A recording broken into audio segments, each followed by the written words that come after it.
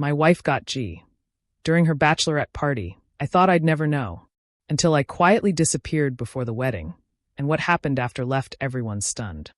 Can you imagine the woman you're about to marry, the person you trust with your entire future, living out a wild fantasy with strangers, and then accidentally documenting every single degrading moment for you to find? What I did next wasn't just about revenge. It was about showing the world the truth, and the fallout was absolutely spectacular. My name's Marcus, and 2 years ago, I genuinely believed I was living the American dream. I mean, I was practically a poster child for having your life together in your late 20s. My software company, thriving, 7 figures annually, and I wasn't even 30. My parents, God bless their suburban hearts, never missed a chance to brag about me. My dad would just beam, software solutions, like he even knew what that meant beyond Marcus makes money.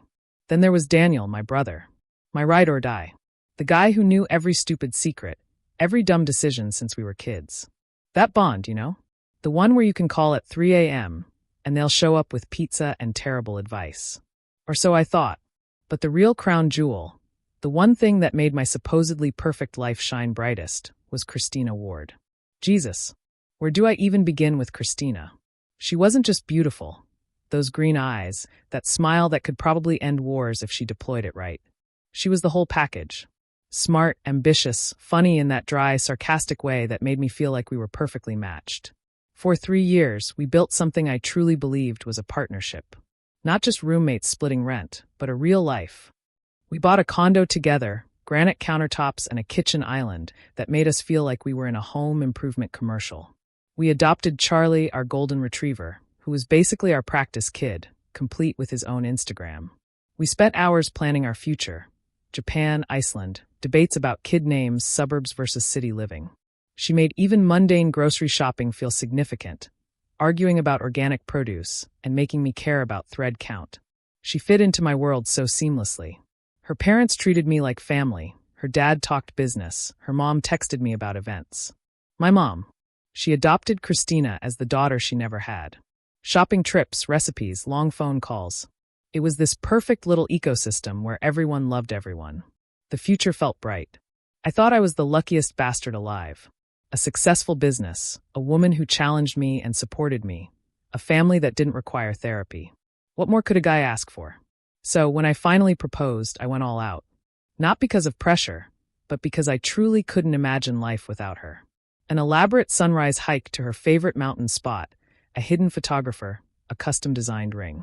When I got down on one knee, with the sky blazing pink and orange, I was certain we were solid. Rock solid. The kind that survives job losses and family drama. She said yes, obviously. Happy tears, movie moment stuff. Everyone was thrilled. I thought I'd won the relationship lottery. I'd found my person.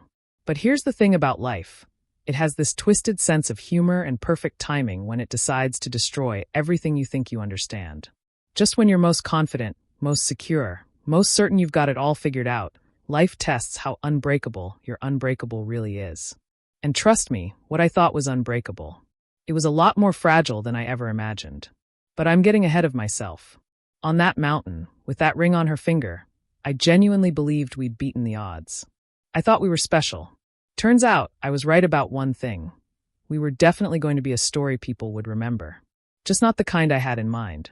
Let me paint you a picture of how quickly your entire world can go from Pinterest perfect to Jerry Springer nightmare, courtesy of one Becca Lewis.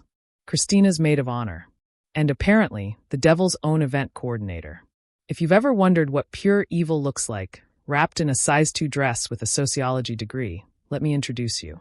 Becca had been Christina's best friend since college. One of those ride-or-die friendships I always respected, even though something about Becca just made my skin crawl.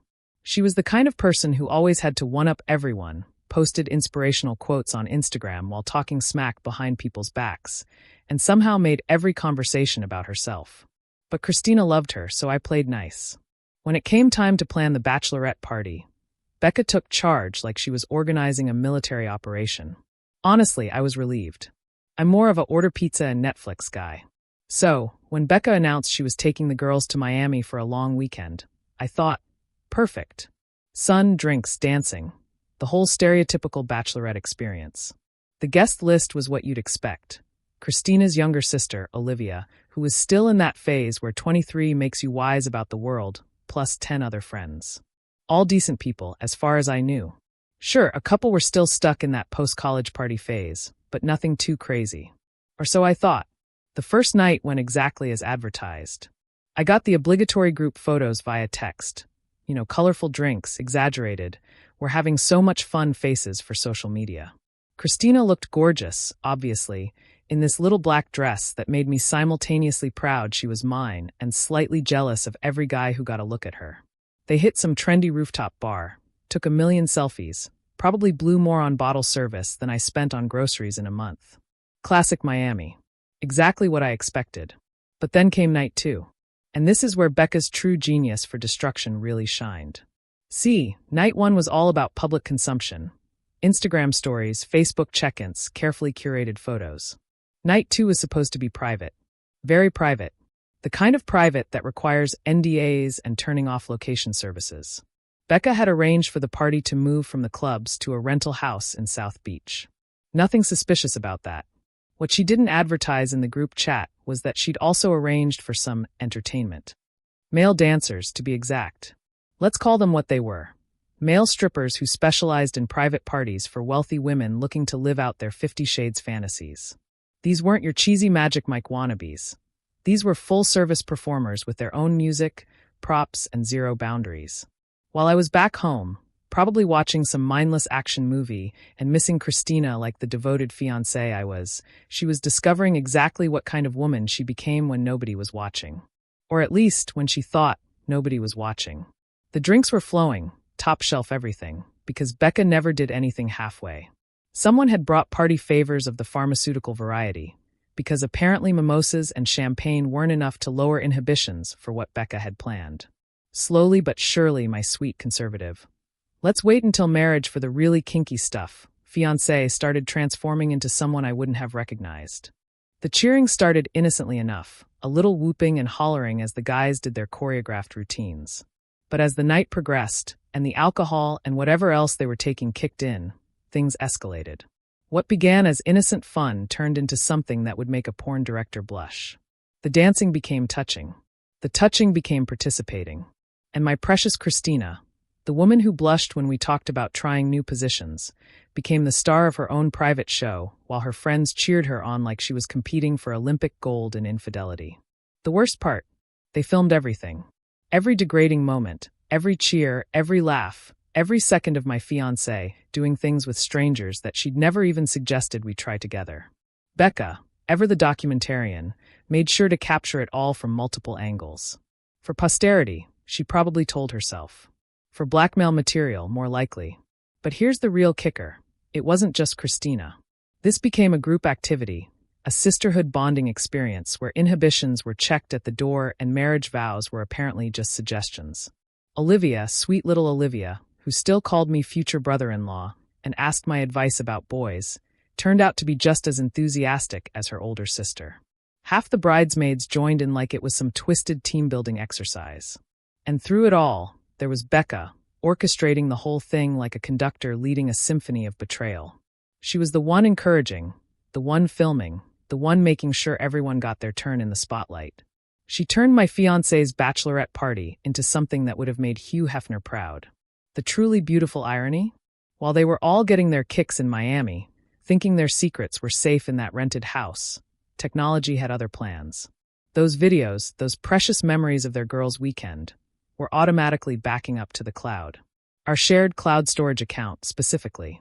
The same one we used for wedding planning, vacation photos, all those sweet, innocent moments from our 3 years together.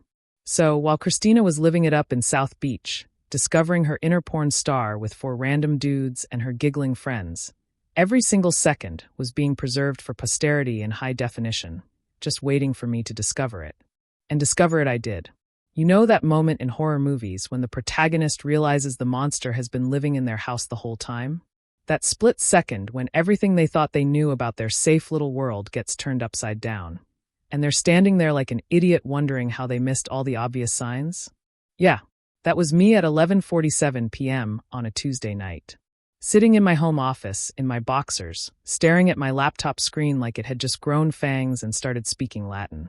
Christina had gotten back from Miami 3 days earlier, all sun-kissed and glowing, full of stories about overpriced drinks and how Olivia had gotten so drunk she tried to order room service from a lamp. Cute stories, innocent stories, the kind of harmless bachelorette party tales that make for good dinner conversation with the in-laws. She'd show me photos on her phone, the usual suspects posing at various Miami hotspots. Everyone looked appropriately wild, but not too wild, like they were auditioning for a reality show about responsible adult women having clean fun. What she didn't tell me about were the other photos, the ones that were quietly uploading themselves to our shared cloud storage, while she regaled me with edited highlights of her weekend. See, here's the thing about modern technology. It's designed to make our lives easier by automatically backing up every precious memory. Family vacations, birthday parties, random Tuesday afternoon selfies, and apparently, your fiancé's weekend-long descent into behavior that would make a porn star proud. I'd been working late, trying to finish some code for a client presentation, when I decided to grab some photos from our Miami trip last year for a slideshow. Just clicking through our shared albums, looking for that perfect sunset shot, when suddenly I'm staring at a thumbnail that definitely wasn't from our romantic getaway. It was Christina, all right, but this wasn't the Christina who worried about whether her dress was too short for church or who made me turn around when she was getting changed. At first, I thought it was a mistake. Maybe someone else's photos had gotten mixed up. Technology screws up all the time, right? But then I saw the timestamp. Last weekend, Miami. And then I saw Becca in the background, holding up her phone like she was filming a documentary about the complete destruction of my faith in humanity. I sat there for probably 10 minutes, just staring at that first thumbnail, my brain refusing to process what I was seeing. It's funny how your mind tries to protect you from devastating information by simply refusing to accept it. Like, maybe if I just didn't click on that video, it wouldn't be real. Maybe if I pretended I never saw it, I could go back to my nice little fantasy where my fiancé was this sweet conservative girl who thought missionary position was adventurous. But curiosity and masochism make terrible bedfellows. Eventually I clicked. And then I clicked on another one. And another. Each video was like a fresh punch to the gut. A new revelation about exactly how wrong I'd been about the woman I thought I knew better than anyone else in the world. There she was, my sweet Christina, doing things with complete strangers that we'd never even discussed in our most intimate moments. The worst part wasn't even what she was doing, though trust me, that was pretty devastating. The worst part was how much she was enjoying it. The laughter, the enthusiasm, the complete abandonment of every boundary we'd ever established. She wasn't drunk and making a mistake. She wasn't being pressured or coerced. She was having the time of her life, living out some fantasy I apparently never even knew existed. And there were her friends, cheering her on like she was winning Olympic gold in betrayal. Becca, naturally, was the ringleader, encouraging every degrading moment while making sure to capture it all from the best angles. Even sweet little Olivia was there, laughing and participating like this was just another Tuesday night for the Ward family women. I must have watched those videos for 3 hours. My brain cycling through every emotion a human being can experience in rapid succession. Anger, heartbreak, disbelief, rage, disgust. And then finally, this weird, cold calculation that I didn't even recognize as coming from me. It was like watching my personality split in real time. The emotional Marcus getting shoved into a closet while this new, analytical version took control. The next few days were absolutely surreal. Christina went about her normal routine like nothing had happened, chatting about wedding details and asking my opinion on centerpieces, while I sat there knowing exactly what those perfectly manicured hands had been doing just days before.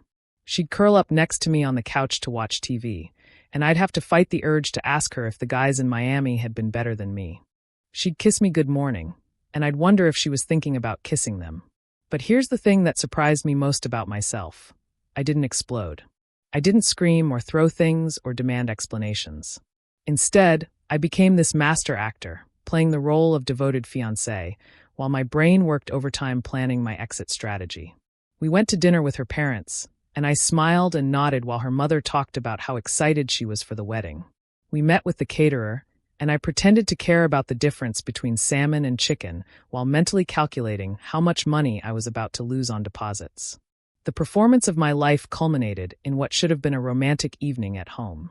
We'd ordered Thai food, opened a bottle of wine, sitting at our kitchen island, discussing final wedding details like we were planning a military operation instead of what was supposed to be the happiest day of our lives. Christina was animated, excited, talking about how perfect everything was going to be, while I sat there thinking about how perfect her performance had been in Miami. That's when I decided to have a little fun with the situation. I raised my wine glass and looked directly into her eyes, those beautiful green eyes that I'd thought held nothing but love and honesty. And I proposed a toast. To the truth, I said, watching her face carefully, and how it always finds its way to the surface, no matter how deep people try to bury it. She laughed, but it was nervous, uncertain. She clinked her glass against mine and took a sip, but I could see the wheels turning behind those eyes.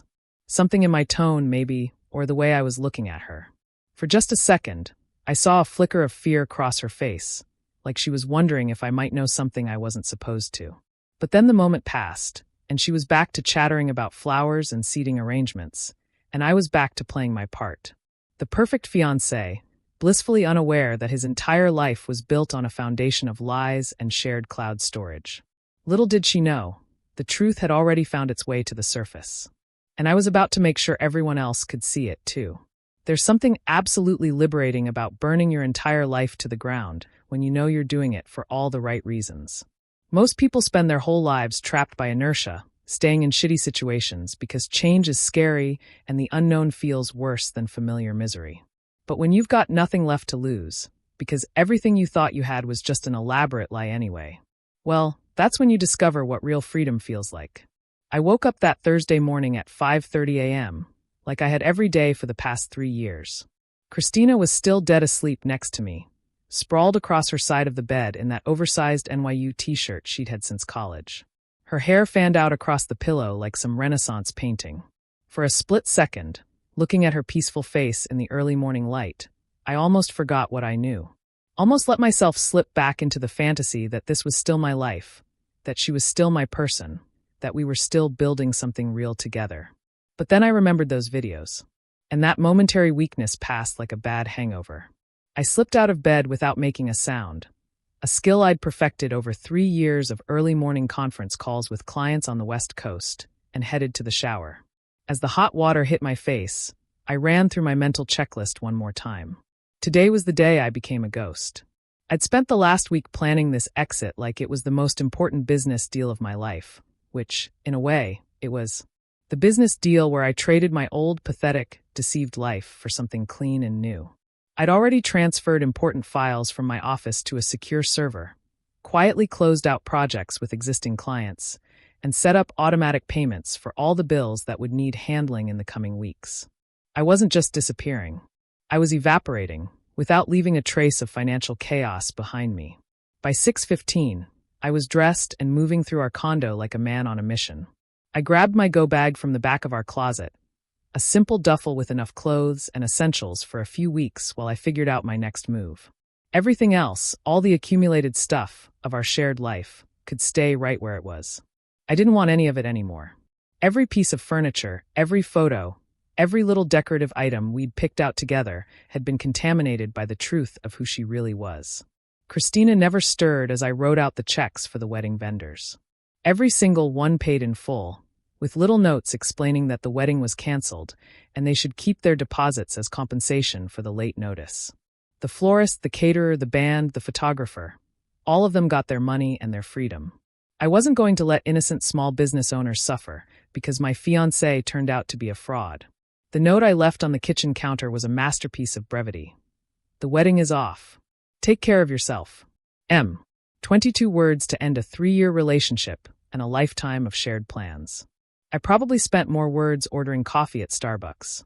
But sometimes, the most devastating messages are the shortest ones. No explanation, no accusations, no dramatic flourishes.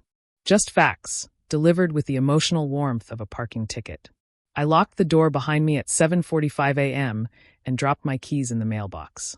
By 8:30, I was at my office, boxing up the last of my personal items while my assistant, Rebecca, yes, another Rebecca, because apparently that name was cursed in my life, watched me with growing concern.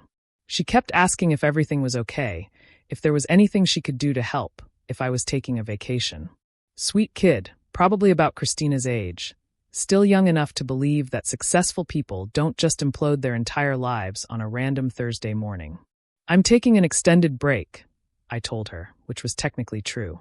An extended break from trusting people, from believing in fairy tale relationships, from being the kind of naive idiot who thinks shared cloud storage is just for vacation photos.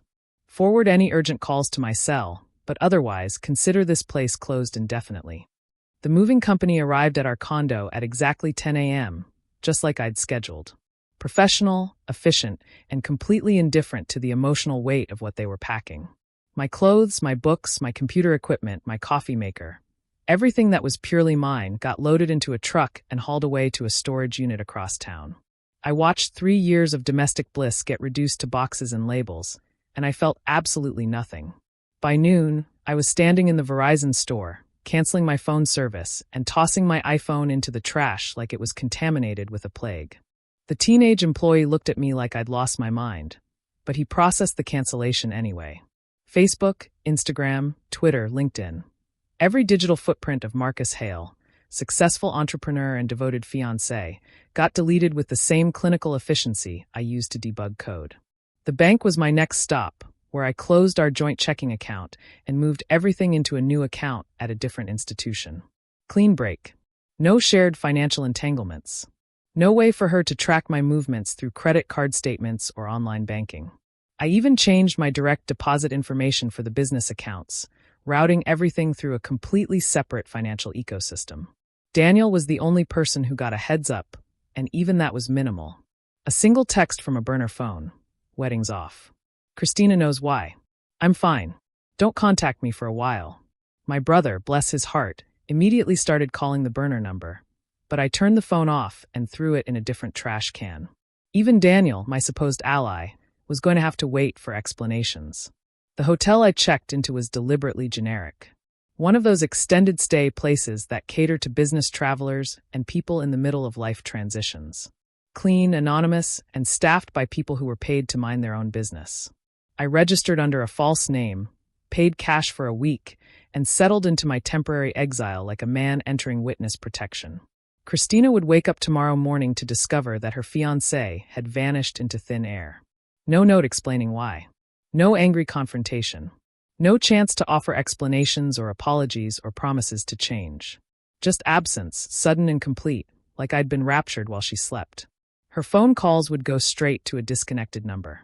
Her texts would disappear into the digital void. Her emails would bounce back like I never existed. For the first time in 3 years, Christina Ward would have to face the consequences of her actions without me there to cushion the blow or make excuses for her behavior. And somewhere in that anonymous hotel room, I smiled for the first time in a week. Saturday morning, June 15th. What should have been our wedding day? What should have been the culmination of 3 years of planning? The day Christina walked down the aisle in that ridiculously expensive dress she'd spent months obsessing over. The day I promised to love and cherish her until death do us part. Instead, I was sitting in a coffee shop in downtown Seattle, nursing my third espresso and putting the finishing touches on what would become the most visited website in Christina Ward's personal history. You know what's beautiful about being a software developer? You learn to think in systems, in cause and effect, in elegant solutions to complex problems. And Christina's little Miami adventure had presented me with a fascinating problem. How do you ensure that actions have consequences when the person committing those actions thinks they've gotten away with murder? How do you make sure the truth gets the audience it deserves? The answer, as it turns out, is surprisingly simple. You build a website. Not just any website, mind you. This wasn't some amateur hour revenge blog thrown together in a fit of rage. No, this was a professional-grade digital monument to accountability, designed with the same attention to detail I'd put into million-dollar client projects. Clean layout, optimized for mobile viewing, fast loading times, and search engine optimization that would make a marketing guru weep with envy. The domain name was perfect in its simplicity, KristinaWardTruth.com. Her full name right there in the URL, so anyone who Googled her would find exactly what they were looking for. I registered it through a privacy service, paid for 3 years up front, and set up hosting on a server farm that could handle serious traffic, because something told me this site was going to be popular. The homepage was a masterpiece of understated design. Just her name at the top in elegant typography, followed by a simple tagline, "The truth about a Miami weekend." Below that, a brief explanation of what visitors were about to see, written in the kind of clinical, professional language you'd find in a corporate press release. No emotional outbursts, no angry rants, no editorial spin. Just facts, presented with the cold efficiency of a coroner's report. The following documentation was automatically uploaded to shared cloud storage during a bachelorette party weekend in Miami, Florida. The materials presented here are unedited and speak for themselves. Viewer discretion is advised. That was it. No accusations, no commentary, no editorial spin. Just a statement of fact that puts the responsibility for interpretation squarely on the viewer. Because sometimes the most devastating truth is the one that speaks for itself. The videos were organized chronologically, starting with the innocent group shots from the first night and gradually escalating to the main event. Each file was labeled with just a timestamp and duration. No sensational titles or clickbait descriptions. The content was shocking enough on its own without needing any help from creative marketing. But here's where my professional experience really came in handy. I didn't just dump the raw footage and call it a day.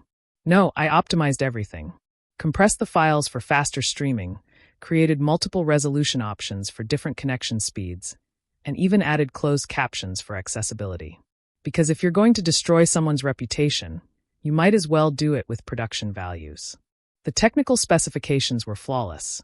SSL encryption for security, CDN distribution for global access, and robust analytics tracking, so I could watch in real time as Christina's dirty laundry got aired to the entire internet. I even set up automated social media sharing buttons, because why should I do all the work of spreading the news when her friends and family could help?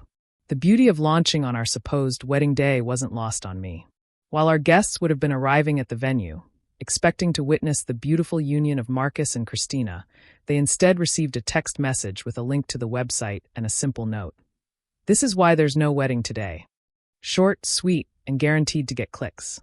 I watched the analytics dashboard like a day trader monitoring stock prices. The first visitor hit the site at 10:47 a.m. Probably Christina herself, frantically typing her own name into Google after someone forwarded her the link. The visitor count climbed steadily as word spread through our social circles like a digital wildfire. 10 visitors, then 50, then hundreds as people shared the link with friends and family. The geographic distribution was fascinating.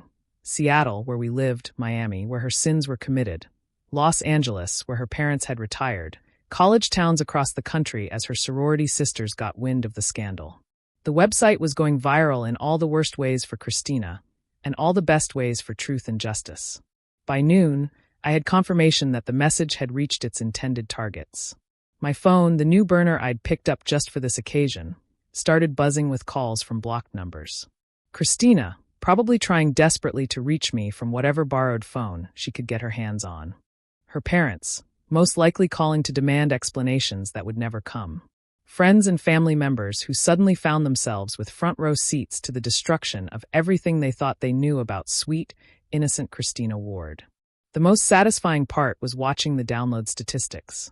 People weren't just viewing the content, they were saving it, sharing it, ensuring that even if I took the site down tomorrow, Christina's Miami memories would live forever in screenshot and screen recording form. The internet never forgets, and I'd just given it something very memorable to hold on to. Around 2 p.m., I got a notification that someone had tried to report the website for hosting revenge porn. Cute attempt, but legally meaningless, since all the content had been voluntarily created and automatically shared to a joint account. Christina had essentially published this material herself. I was just providing better distribution and a more user-friendly interface. The comment section I'd included was already filling up with reactions from people who recognized the participants. Former colleagues expressing their shock. Family friends asking if this was really the same Christina they'd known since childhood.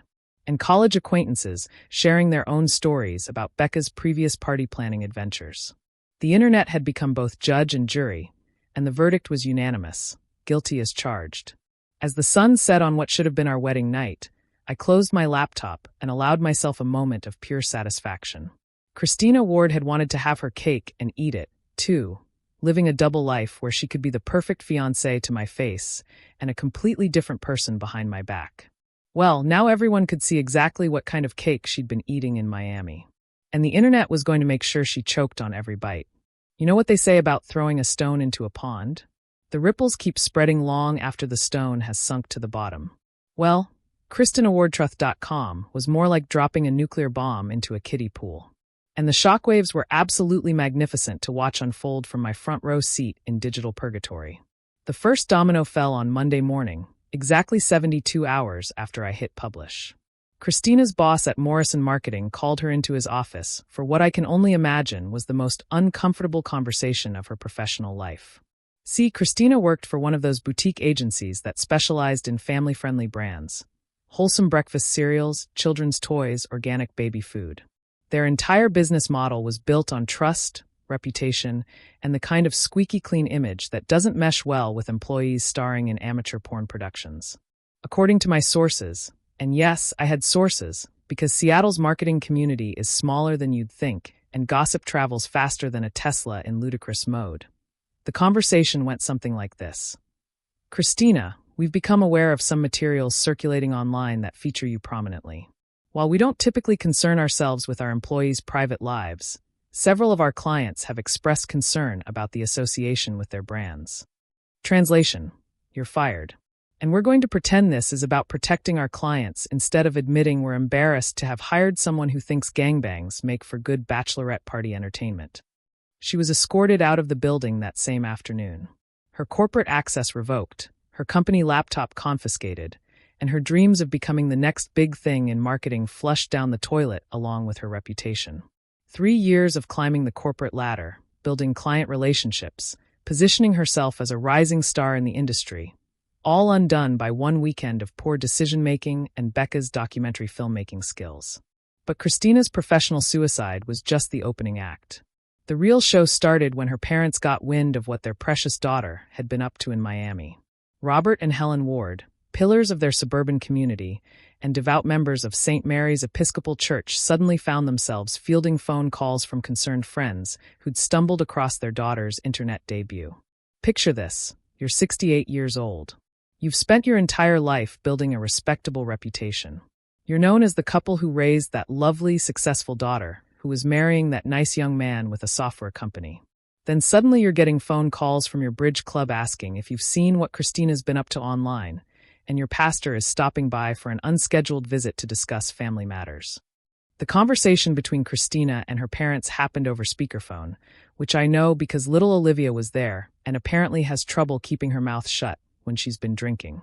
According to her tearful account to anyone who would listen, her father's exact words were, "We didn't raise you to behave like a common harlot, and we won't pretend we did just to spare your feelings." Helen, ever the supportive mother, chimed in with, "How could you do this to our family? How are we supposed to show our faces at church knowing that everyone has seen you doing those things?" And just like that, Christina Ward became an orphan at 27. Her parents didn't just disown her. They actively scrubbed her existence from their lives like she was a stain they were trying to bleach out of the family fabric. Photos came down from the mantle. Her childhood bedroom got converted into a craft room, and Christmas card lists were suddenly one name shorter. The social ostracism was swift and merciless. The same community that had celebrated her engagement and planned to attend our wedding suddenly treated her like she was carrying the plague. Former friends crossed the street to avoid awkward conversations. Neighbors who used to chat over the fence suddenly found pressing reasons to go inside whenever she appeared. The local coffee shop where she'd been a regular for years started serving her with a kind of cold efficiency usually reserved for difficult customers who never tip. But the real entertainment value came from watching the domino effect spread to her co-conspirators. Becca Lewis, the mastermind behind the whole operation, found herself dealing with some serious relationship turbulence when her fiancé, Michael, discovered exactly what kind of maid of honor duty she'd been performing in Miami. Turns out Michael was one of those old-fashioned guys who thought fidelity mattered in a relationship. Imagine that. Their breakup was spectacular enough to warrant its own social media subplot. Michael didn't just dump Becca. He did it publicly, posting a lengthy Facebook status that began with, "When someone shows you who they really are, believe them," and ended with, "Some mistakes can't be forgiven and some trust can't be rebuilt." He even tagged her in it, just to make sure everyone knew exactly who he was talking about. Two of the other bridesmaids, Sarah and Jennifer, both married with children, suddenly found themselves explaining to their husbands why they thought participating in a group sex situation was appropriate entertainment for a girls' weekend. Sarah's marriage imploded within a week, her husband filing for divorce and demanding full custody of their twins. Jennifer managed to convince her husband that she'd been too drunk to know what she was doing, but their relationship never recovered from the trust issues that followed. The most satisfying casualty was probably Amanda, the elementary school teacher, who'd been so enthusiastic about the evening's activities. Turns out school districts take a dim view of educators who star in pornographic materials, even if it's technically their personal time. Parents complained. The school board got involved, and Amanda's teaching license got revoked faster than you can say moral turpitude clause. Even Olivia, sweet little Olivia, who was supposed to be the innocent baby sister, found herself dealing with consequences. Her job at the nonprofit was technically safe. They couldn't fire her for legal activities conducted on her own time. But the whispers and awkward interactions made her work environment so toxic that she ended up quitting and moving across the country to start over somewhere her last name didn't come with a built-in Google search nightmare. The beautiful irony of the whole situation was that they'd all thought their Miami weekend was consequence-free fun. Just girls being girls, letting loose before Christina settled down into married life. They'd convinced themselves that what happened in Miami would stay in Miami, like some twisted variation of the Vegas rule. Instead, their private party became a very public lesson in the fact that actions have consequences. And sometimes those consequences come with analytics dashboards and global distribution networks. They wanted to have their fun and forget about it. I made sure the internet would never let them forget about anything, ever again. And through it all, I remained perfectly, beautifully silent. My brother, Daniel, has always been the emotional one in the family. You know, the type who wears his heart on his sleeve, cries at Pixar movies, and thinks every problem can be solved with a heartfelt conversation and maybe some group therapy. So when he finally tracked me down at my temporary hideout 3 weeks after the website launch, he was expecting to find his big brother curled up in a corner somewhere, drowning his sorrows in whiskey and tissues like some country music cliché. Instead, he found me in my hotel room, sitting at a makeshift desk made from the room's tiny table, surrounded by printed documents, legal pads covered in handwriting, and 3 separate laptops running different monitoring programs. I looked up when he knocked, buzzed him in, and went right back to work like he was just another interruption in my busy schedule of orchestrating Christina's complete social annihilation. "Jesus Christ, Marcus," he said, staring at my setup like he'd walked into some kind of FBI operation. "What the hell is all this?" "Research," I replied, not bothering to look up from the spreadsheet I was updating with the latest casualty reports from Christina's rapidly shrinking social circle. Due diligence, quality control, pick your favorite business buzzword, they all apply. Daniel sat down on the bed and watched me work for a few minutes, probably trying to process the fact that his emotionally devastated brother had apparently transformed into some kind of revenge-plotting automaton. He kept waiting for me to break down, to show some sign that I was processing this like a normal human being who just had his entire life imploded by the woman he loved. "Dude," he finally said, "I expected you to be a mess. I thought I'd find you drunk and crying and listening to sad music. This is terrifying." I looked up from my laptop and smiled at him. Not a bitter smile, or a sarcastic one, but the kind of genuine, relaxed smile I used to give clients when I was about to deliver exactly what they'd asked for, on time and under budget. Why would I be a mess? I'm handling this exactly like any other business problem. Identify the issue, research the variables, develop a comprehensive solution, and execute with precision. That's when I showed him the files. 3 accordion folders, each one meticulously organized and labeled, containing everything I'd compiled about Christina's Miami adventure and its aftermath. The first folder was labeled Documentation. Every video, every photo, every text message from that weekend, all printed out and organized chronologically with timestamps and participant identification. The second folder was Background Research. And this is where Daniel's eyes really started to widen. See, while everyone assumed I was off somewhere licking my wounds, I'd actually been quite busy. I'd hired a private investigator, a real one, not some sketchy guy from a strip mall, but a former FBI agent who specialized in corporate fraud cases. Professional, thorough, and completely discreet. Within 2 weeks, I had complete background checks on all 4 of the male performers from that night, Names, addresses, employment history, criminal records, and most importantly, medical records. Turns out one of them, a charming gentleman who went by the stage name Thunder, had been carrying a particularly nasty strain of chlamydia that he'd apparently been sharing with clients for the better part of 6 months. You had her tested? Daniel asked, flipping through the medical reports. I had all of them tested, I corrected. Anonymous tip to the health department about potential STD exposure at a private party. They were required to contact everyone who might have been at risk and recommend testing. Very responsible public health policy, don't you think? The third folder was labeled Financial Impact Assessment, because when you're dealing with a business problem, you need to understand the full cost structure. I'd calculated exactly how much money I'd saved by canceling the wedding. Venue deposits, catering costs, honeymoon reservations, and about $40,000 worth of other expenses that would have gone towards celebrating a marriage that was already dead before it started. But more interesting was the analysis I'd done of Christina's financial situation post-revelation. Lost income from her terminated employment, legal fees from her attempts to get the website taken down, therapy costs that her insurance didn't cover, and the security deposit she'd lost when she had to break her lease and move back in with friends because her parents had disowned her. You've been tracking her expenses? Daniel was looking at me like I'd grown a second head. Market research, I explained. If you're going to destroy someone's life, you should understand the full scope of the impact. It's about being thorough. What really freaked him out was the timeline I created.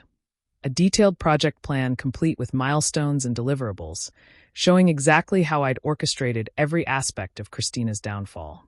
The website launch had been Phase 1. Phase 2 was the strategic leak to her employer and key social contacts. Phase 3 involved the health department investigation. Phase 4 was ongoing monitoring and documentation of the cascading effects. This is insane, Daniel said. But there was something like admiration in his voice. I mean, it's completely psychotic, but it's also impressively organized. Thank you, I said, genuinely pleased by the compliment. I've always believed that if you're going to do something, you should do it right. Half-assed revenge is just as pathetic as half-assed anything else. I explained to him how I'd approached the whole situation like a product launch. Market research to understand the target audience, content creation and optimization for maximum impact, distribution strategy across multiple channels, and performance analytics to measure success metrics. I even had conversion tracking set up to monitor how many people who visited the website took additional actions, like sharing the content or leaving comments. The beautiful thing about treating it like a business project, I told him, is that it removes all the messy emotional variables. I'm not doing this because I'm angry or hurt or want revenge. I'm doing it because it's the logical response to the problem Christina created when she decided to film herself with 4 strangers and then lie to my face about it for 3 weeks. Daniel was quiet for a long time, just staring at the organized chaos of my temporary war room. Finally, he asked the question I'd been waiting for. Don't you feel anything? Aren't you sad or angry or anything? I considered the question seriously, because Daniel deserved an honest answer. I felt plenty, I said. For about 48 hours after I found those videos, I felt everything. Rage, heartbreak, betrayal, confusion, the whole emotional buffet. But then I realized that feelings weren't going to solve the problem. Feelings weren't going to make sure she faced appropriate consequences for her choices. Feelings weren't going to prevent her from doing this to some other poor bastard in the future. So, you just turned them off? I redirected them, I corrected. Channeled them into something productive. Christina thought she could have her fun, and then go back to playing the innocent fiancé. She thought actions didn't have consequences as long as nobody found out. I'm simply correcting that misconception, using the most efficient methods available. Daniel left that day looking like he'd witnessed something that fundamentally changed his understanding of human nature. And maybe he had, because what he'd seen wasn't his emotional, heartbroken brother grieving the loss of his relationship. What he'd seen was a businessman executing a flawless project plan with the same precision and attention to detail that had made my software company successful. And the project was running exactly on schedule. A year later, Daniel did something that pissed me off more than anything Christina had ever done. And that's saying something, considering she'd literally filmed herself getting intimate with strangers 3 weeks before our wedding. My brother, in his infinite wisdom and complete disregard for my explicit instructions, decided that Christina deserved to know what had really gone through my head during those final weeks. Because apparently, Daniel had appointed himself the ambassador of emotional closure, and he thought everyone needed to process their feelings like we were all living in some kind of therapeutic reality show. He told me about it over beers at our usual spot, this dive bar near his apartment where the bartender minds his own business and the jukebox still plays actual CDs. Daniel had that guilty look on his face that I remembered from when we were kids, when he'd broken Mom's favorite vase or forgotten to feed our goldfish for a week straight. The look that said he'd done something he knew I wouldn't approve of, but he'd convinced himself it was for my own good. "I met with Christina," he said, not even waiting for me to sit down with my beer. Just dropped it on me like a bomb while I was still shrugging out of my jacket. I stopped mid-motion and stared at him. "You did what?" "She's been calling me for months, Marcus. Months. Leaving voicemails, sending texts, begging me to just talk to her for 5 minutes. She wanted to understand what happened, why you just disappeared like that without giving her a chance to explain." "There was nothing to explain," I said, finally sitting down and taking a long pull from my beer. The videos explained everything pretty clearly. High definition, multiple camera angles, excellent audio quality. Really, Becca should have gone into documentary filmmaking professionally. But Daniel wasn't going to be deterred by my sarcasm. He had that earnest, concerned brother expression that meant he was about to try to save my soul, whether I wanted it saved or not. "She's a mess, Marcus. Like, completely broken. You should see her. She's lost probably 20 pounds. She looks like she hasn't slept in months, and she's basically become a hermit because she can't go anywhere without people recognizing her from your website." "Good," I said, meaning it. Actions have consequences. She chose to document her extracurricular activities, and I chose to make sure those documents got the audience they deserved. Natural cause and effect. "That's exactly what I'm talking about," Daniel said, leaning forward with that intensity he got when he was trying to make a point. "You talk about her like she's a business problem you solved, not someone you loved for 3 years. It's not normal, Marcus. It's not healthy." So I told him what I'd told him a dozen times before. That I was fine, that I'd processed everything in my own way, and that Christina Ward could rot in whatever hole she'd crawled into for all I cared. But Daniel had already made up his mind that I needed intervention. And apparently, he thought the best way to provide that intervention was to give my ex-fiancée a detailed psychological profile of my mental state during the worst period of my life. "I told her about that night," he said, and my blood went cold. "The night you found the videos. How you called me at 2 a.m., completely silent for like 5 minutes before you could even speak. How you described watching those videos like you were giving a police report. No emotion at all, just facts. Christina had sexual intercourse with 4 unidentified males while her friends filmed and encouraged the activity. Like you were reading from a textbook. I wanted to punch him. Actually physically assault my own brother for violating the one confidence I trusted him with during the worst moment of my life. Instead, I finished my beer and ordered another one, because alcohol seemed like a better coping mechanism than fratricide. "I told her how you didn't sleep for 3 days, Daniel continued, apparently oblivious to the fact that I was considering whether killing him would be worth the prison sentence. "How you sat in your office just staring at spreadsheets, running calculations on how much money you'd lose if you canceled the wedding versus how much you'd lose if you went through with it. How you told me that loving someone who didn't exist was worse than loving someone who didn't love you back. That one hit home, because it was true. During those 72 hours between discovery and disappearance, I had plenty of time to analyze exactly what had happened to my life. The woman I'd loved, the woman I'd planned to marry, the woman I'd built my entire future around, she didn't exist. She was a fictional character that Christina had played for 3 years, a performance so convincing that I'd bought it completely. I told her about the therapy," Daniel said. "And now I really did want to kill him. How you didn't go to process grief or anger or any normal human emotion. You went to make sure your exit was emotionally clean, as you put it. How you spent 6 sessions with Dr. Peterson learning techniques for emotional detachment so you could end the relationship without getting caught up in feelings that might make you change your mind. Dr. Peterson, that smug bastard with his leather-bound notebooks and his carefully neutral expressions, who charged $200 an hour to teach me how to turn off my humanity like it was a software feature I could disable. He'd been fascinated by my approach, treating our sessions like a case study in applied psychology rather than actual therapy. The thing that really got to her, Daniel continued, apparently determined to violate every confidence I'd ever shared with him, was when I explained that you decided the opposite of love wasn't hate. That hate would have meant she still mattered to you, still had the power to affect your emotions. You chose indifference because it was the most complete form of erasure you could achieve. Christina had cried when Daniel told her that part, sobbed, actually, according to his detailed account of their meeting, because she'd finally understood that I hadn't given her the dignity of anger, or the respect of a confrontation, or even the basic human courtesy of an explanation. I'd simply decided she no longer existed and acted accordingly. She wanted to fight for the relationship, Daniel said. That's what she told me. She said if you'd screamed at her, if you'd thrown things or demanded explanations, or given her a chance to grovel and beg forgiveness, she would have done whatever it took to make things right. But you didn't give her anything to fight against. You just erased her. And that right there was the point Daniel had missed entirely. Christina didn't deserve a fight. She didn't deserve the chance to explain or apologize or make amends. She deserved exactly what she'd gotten. Nothing. The complete absence of my attention, my emotion, my presence in her life. She asked me if you'd ever loved her at all, Daniel said quietly.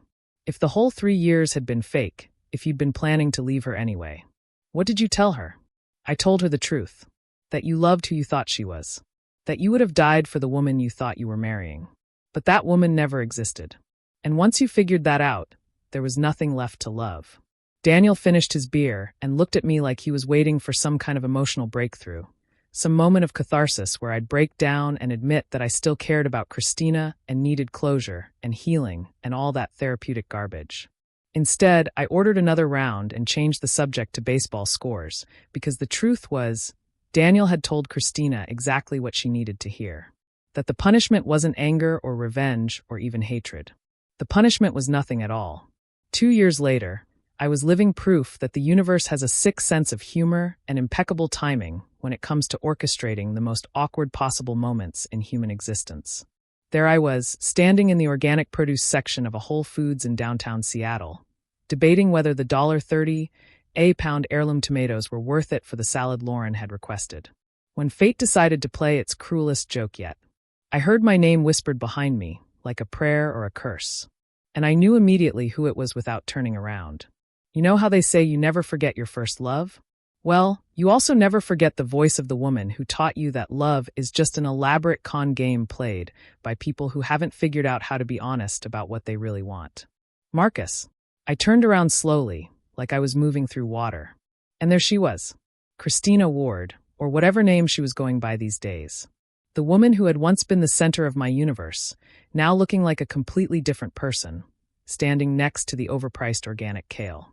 2 years had not been kind to her, and I found myself conducting an involuntary before and after comparison, like she was a cautionary tale about the long-term effects of public humiliation. The Christina I remembered had been radiant, confident, always perfectly put together, like she was constantly ready for an impromptu photo shoot. This Christina looked like she'd been living under a bridge for the past 24 months. She'd lost weight, too much weight, the kind that makes a person look fragile instead of fit.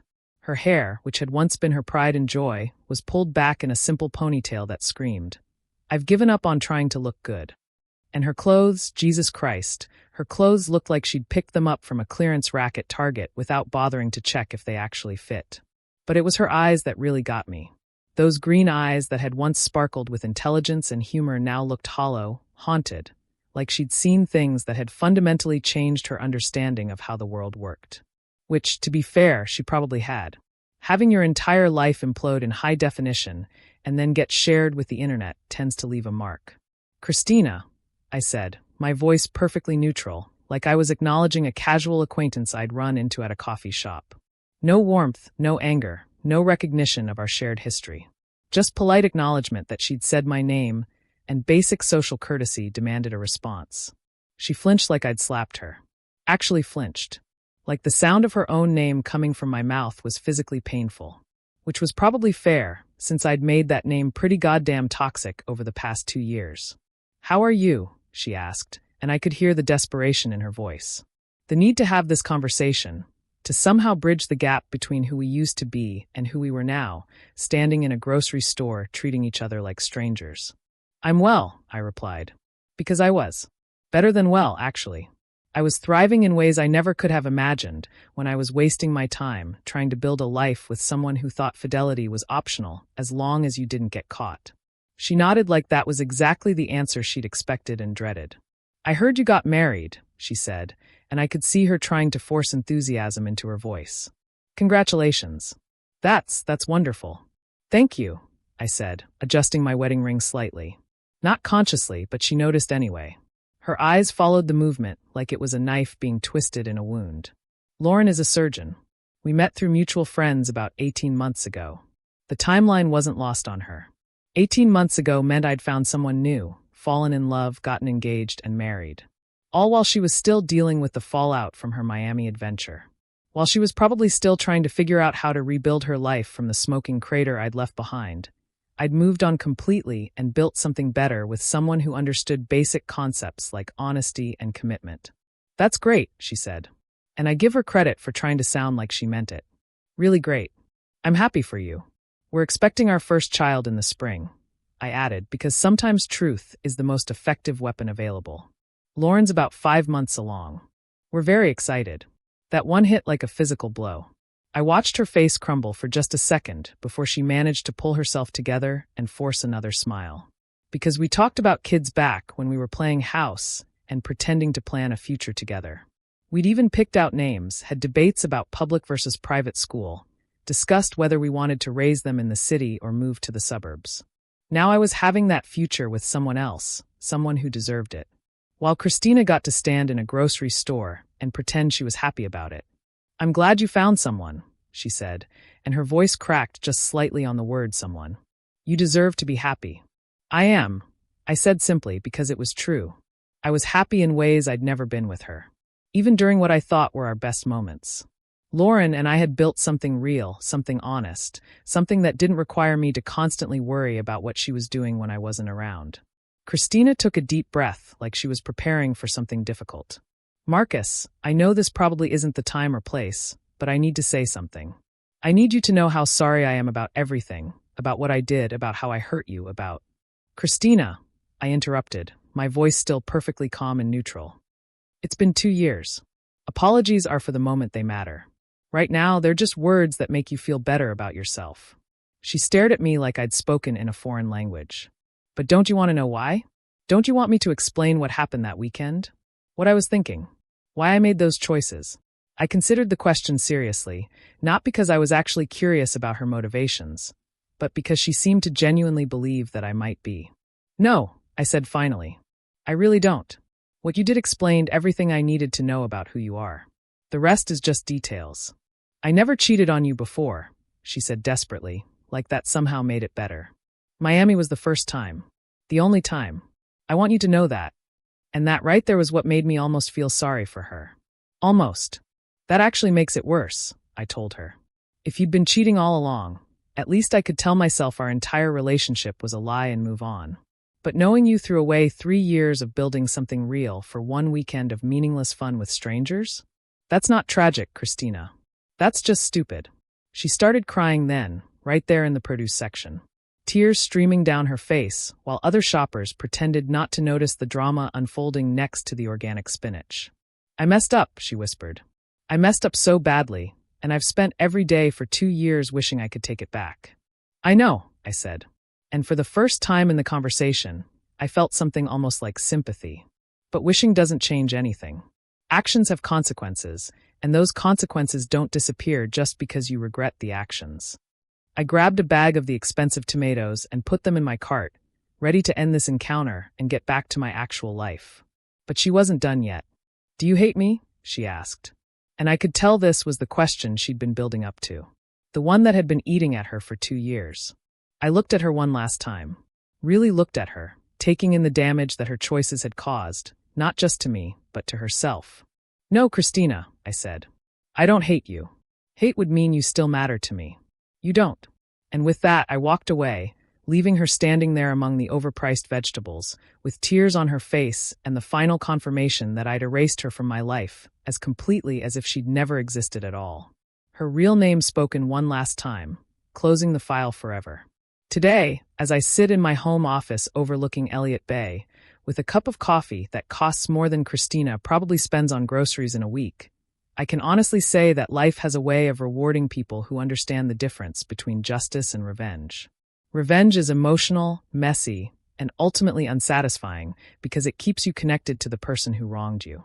Justice, on the other hand, is clean, permanent, and allows you to move on with your life while ensuring that actions have appropriate consequences. Seattle turned out to be the perfect place for a fresh start.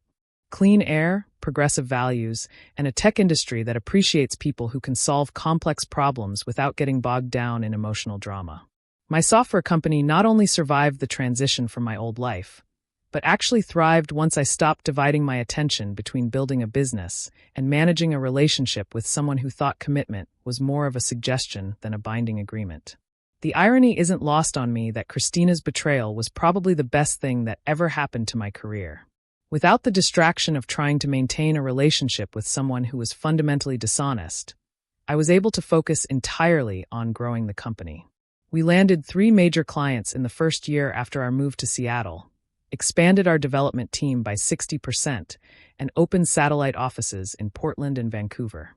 Success, it turns out, is much easier to achieve when you're not constantly wondering what your significant other is doing behind your back. But the real victory isn't professional, it's personal. Lauren Walsh walked into my life about 18 months after the Christina debacle, and she's everything my ex-fiancé pretended to be, but never actually was. She's a cardiac surgeon at Seattle Children's Hospital, which means she's brilliant, dedicated, and actually saves lives for a living instead of just talking about wanting to make a difference while working in marketing for companies that sell overpriced breakfast cereal to suburban moms.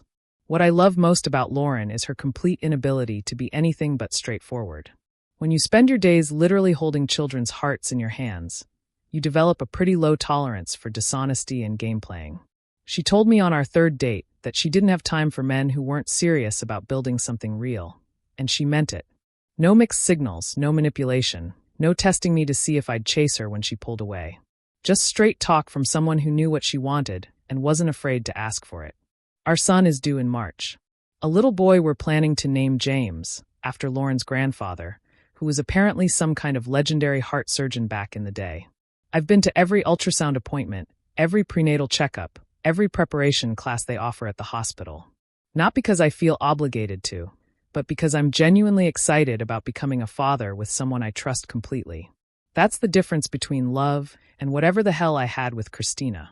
With Lauren, I never wake up wondering if she's telling me the truth about where she was last night or who she was with. I never have to check her phone or worry about what she's doing when I'm out of town on business. The anxiety that I didn't even realize I was carrying for 3 years with Christina just disappeared. Turns out, when you're with someone who's actually trustworthy, you don't spend your time looking for signs of betrayal. People ask me sometimes if I hate Christina, usually in that concerned tone that suggests they think I'm repressing some deep psychological trauma that's going to surface at an inconvenient moment and ruin my new life. The answer is always the same: hate requires caring. And I genuinely don't care what happens to her. She's become completely irrelevant to my existence, like a plotline from a TV show I stopped watching years ago. I know she's still in Seattle, probably because she can't afford to move anywhere else after losing her job and burning through whatever savings she had on legal fees trying to get my website taken down. Daniel mentioned seeing her working at some coffee shop in Capitol Hill, which seems fitting somehow. From marketing executive to barista, a natural progression for someone who thought documenting their infidelity was a good idea. The website itself came down eventually, not because of any legal pressure, but because it had served its purpose. Christina Ward's name was permanently associated with her Miami adventure in search engine results. Social media had preserved countless screenshots and recordings, and enough people had downloaded the original content to ensure it would resurface if she ever tried to rebuild her reputation. Mission accomplished. That's the beautiful thing about the internet age. Accountability is permanent. In the old days, people could move to a new town, change their name, and reinvent themselves after making catastrophic life choices. Now, your mistakes follow you forever, which is exactly as it should be. Actions should have consequences, and those consequences should be proportional to the damage caused. Christina didn't just cheat on me. She documented it, celebrated it, and then lied to my face about it for weeks while I planned our wedding like an idiot. She chose to create permanent evidence of her betrayal. So, I simply made sure that evidence got the audience it deserved. Poetic justice, delivered through technology and social media virality. The most satisfying part isn't her downfall. It's my complete indifference to it. I don't check up on her. Don't ask Daniel for updates. Don't Google her name to see if she's managed to crawl out of the hole she dug for herself. She exists in my mind only as a cautionary tale about the importance of thoroughly vetting potential life partners before making long-term commitments. Lauren knows the whole story, obviously. I told her everything on our 6th date, when things were getting serious enough that she deserved to know why I was so careful about trust and commitment. Her response was perfect. So, you found out your ex was a liar and a cheater, and instead of wasting years trying to fix her, you moved on and built a better life. That sounds like healthy decision-making to me. No drama, no jealousy, no insecurity about competing with my past. Just a practical assessment from someone who understands that people's previous choices are usually excellent predictors of their future behavior. Some people might call what I did to Christina cruel or disproportionate. I call it educational. She learned that actions have consequences. Her friends learned that enabling bad behavior makes you complicit in those consequences. And any future partners she might have will be able to make informed decisions about whether they want to risk getting involved with someone who thinks fidelity is optional. The world is a slightly more honest place because of what I did. And I sleep perfectly well at night, knowing that silence has always been the loudest answer. And in that silence, I didn't just win. I built something infinitely better than what I lost. So tell me, after hearing all this, what would you have done in my place? Have you ever had to choose between letting something go or fighting for the truth? I really want to know your thoughts on this.